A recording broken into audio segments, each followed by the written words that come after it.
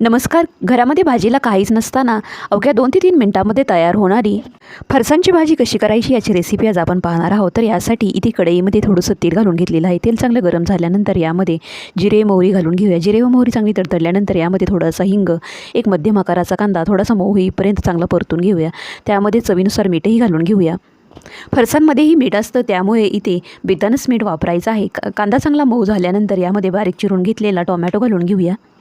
टोमॅटोही आपल्याला छान मऊ होईपर्यंत चांगला तेलामध्ये परतून घ्यायचा आहे. टोमॅटो चांगला मऊ झाल्यानंतर यामध्ये 1 छोटा चमचा भरून कांदा लसूण चटणी घालूया. बारीक चिरून घेतलेली कोथिंबीर घालूया. कांदा लसूण चटणी व्यतिरिक्त इतर कुठलेही मसाले इथे वापरायची गरज नाही.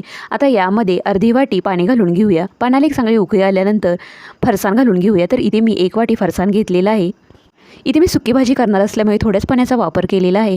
फरसाण या पाण्यामध्ये चांगला मिक्स करून घेतल्यानंतर यावरती झाकण ठेवून मध्यम आचेवरती एक वाफ काढून घेऊया.